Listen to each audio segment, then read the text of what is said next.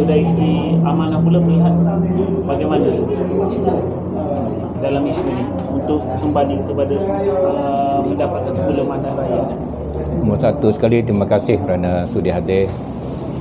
Ini pejabat baru amanah Kota Baru. Dan saya tak boleh memberi pandangan sebagai parti amanah, kerana parti amanah kita ada hierarki kita. Kalau setakat pandangan ketua amanah Kota Baru, boleh lah.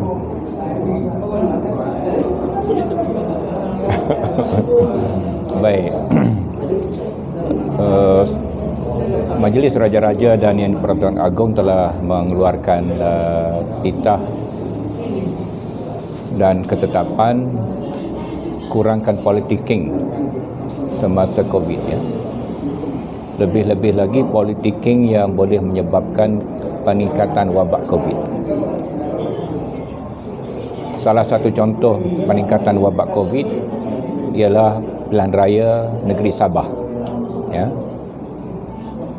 yang diadakan semasa wabak ini dan telah terbukti menjadi punca kluster-kluster yang baru dan meningkatkan bilangan jangkitan dengan begitu besar sekali, melebihi daripada angka sebelum ini. Pilihan raya apa pun akan memungkinkan jangkitan itu merebak.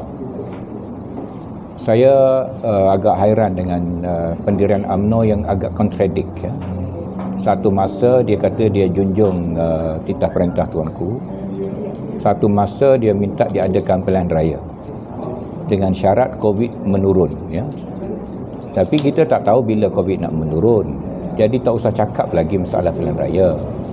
Barulah kita ikut semangat Raja-Raja Melayu. Jangan cakap pilihan raya lagi, ya.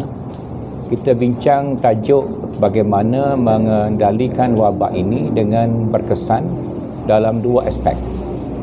Aspek yang pertama, pengawalan penularan wabak. Aspek yang kedua adalah bagaimana membantu rakyat pulih dan tidak lepas daripada cengkaman. Membantu rakyat lepas daripada cengkaman ekonomi kerana akibat wabak. Ini patut jadi prioriti. Pada pendapat saya, UMNO berada dalam simpang siur. Dalam kata-kata bahasa Urdu, nak udar kai rehe, nak udur kai rehe. Langit pun tidak, bumi pun tidak, kanan pun tidak, kiri pun tidak. Jadi apa masalah dia saya pun tak tahu. Maknanya bagi Datuk, maknanya menghormati, UMNO perlu menghormatilah titah tuanku. Isu pilihan raya jangan ditimbulkan sama sekali oleh mana-mana pihak sekarang ini, ya, sehingga COVID ini dapat diatasi. Jangan timbul. Dan tujuan dibawa isu darurat pun adalah bertujuan untuk mengelakkan pilihan raya, termasuk pilihan raya di Sarawak, ya. Dan kemudian pilihan raya kecil Batu Sapi. Saya dalam hal ini setuju 100% dengan pandangan Datuk Seri Najib, ya. Bukan saya setuju dengan dia, nanti saya salah faham pula, ya. Dengan dia saya tak boleh setuju. Saya setuju pandangan dia dalam hal ini saja, iaitu dalam hal pilihan raya kecil Batu Sapi. Datuk Seri Najib mencadangkan supaya parti yang sedia menang, iaitu Warisan, diberikan laluan dan mana-mana pihak yang lain tidak dibenarkan menamakan calon supaya tidak ada berlaku pilihan raya kecil. Tetapi pemilihan berlaku dengan cara satu calon daripada Warisan sebagai parti yang asal menang dalam pilihan raya yang lalu diberikan laluan dalam proses tertentu pilihan raya, ya, penamaan calon, ya, tak ada pilihan raya. Ini contoh fikiran konsolidasi. Dalam bahasa UMNO dia guna rekonsiliasi, ya. Kalau betul nak reconciliate, nak reconsolidate, dalam bahasa saya konsolidasi, pemikiran macam inilah yang kita kena kedepankan, ya. Pilihan raya Sarawak pun kita bincanglah macam mana cara. Dan siapa Perdana Menteri yang baru pun boleh dibincangkan dengan tidak menyebabkan COVID meningkat. Ya, jangan sampai takut COVID meningkat, nak tukar Perdana Menteri pun tak boleh. Dia tak ada kena-mengena. Perdana Menteri tukar, COVID tak berjangkit. Ya, saya tak nampak COVID berjangkit kerana Perdana Menteri tukar. Ya, jadi jangan berselindung belakang COVID untuk menstabilkan politik negara dengan cara Perdana Menteri yang sedia ada terlebih dahulu dalam sidang parlimen akan datang membuktikan dia ada kepercayaan. Ya, setakat hari ini yang tentu telah mengatakan dia tidak ada kepercayaan pada Datuk Tan Sri Muhyiddin sebagai Perdana Menteri adalah ahli Parlimen Gua Musang. Ya, dia nak mencadangkan usul tak percaya dibawa ke Parlimen.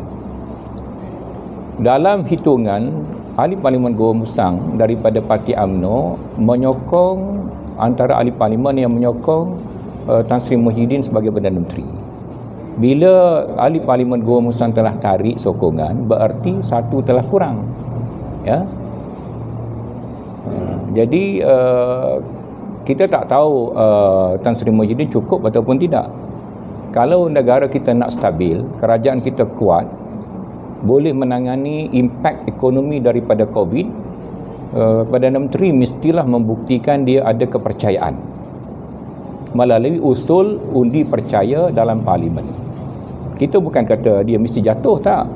Kalau dia dah dapat sokongan, dia jadi Perdana Menteri yang sah, maka negara kita akan kuat dan stabil dan kita boleh menguruskan penularan wabak dan kesan ekonomi daripada COVID.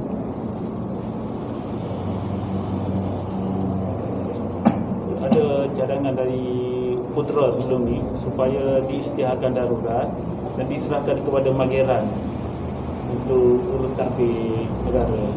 Itu telah mendapat respons yang overwhelming. Ya. Kita lihat ahli akademik sampai 100 orang lebih. Tan Sri, pihak-pihak yang tidak berkepentingan politik pun bercakap. Ya. Bekas ketua hakim, bekas KSN, bekas itu, bekas ini. Kerana ketakutan utama ekonomi kita akan jadi lebih parah. Mata wang kita akan jatuh. Pasaran saham kita merudum. Pelabur akan lari. Dan kesan ekonomi ini akan memburukkan lagi nasib rakyat yang sedia tertekan akibat daripada COVID.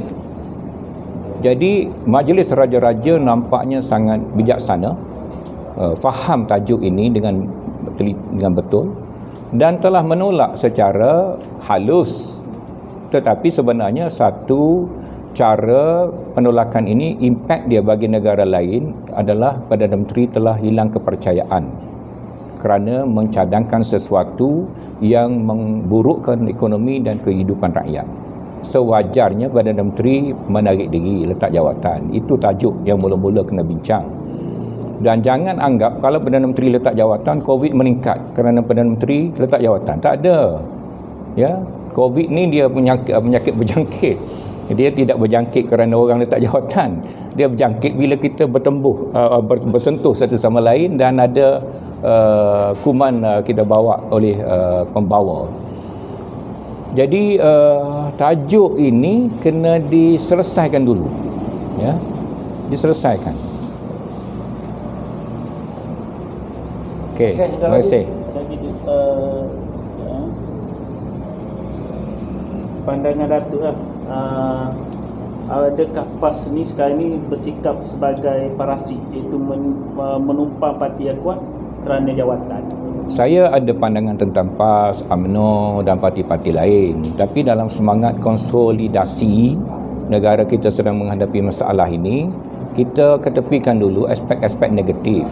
Kita utamakan bagaimana tiap-tiap parti ini boleh bekerjasama membentuk kepimpinan negara yang kuat, yang bersatu padu, yang boleh mengambil berat masalah rakyat dan ada idea yang bernas dan kemampuan yang terserlah bagi membantu rakyat. Ya, itu yang penting. Jadi adakah PAS begitu, adakah UMNO begini, kita ketepikan dulu. Tiap-tiap pihak kena menyumbang kepada kekukuhan negara menghadapi masalah COVID bagi membantu rakyat jelata hidup lebih baik. Satu lagi, Datuk berpandangan gabungan Perikatan Nasional ini boleh tahan berapa lama? Saya bukan ahli nujum, jadi saya tak tahulah berapa lama dia hidup ya. Tetapi masalah yang kita nampak lepas daripada keputusan raja-raja jangan berpolitik, parti-parti dalam Perikatan Nasional inilah yang paling banyak politik. UMNO sampai 4 kali mesyuarat MKT ya. PH bagus sekali ya. Dan belakang tabir kita tak tahulah berapa banyak ya. Jadi hipokrasi kononnya tidak berpolitik selepas titah tuanku ini mesti dihentikan.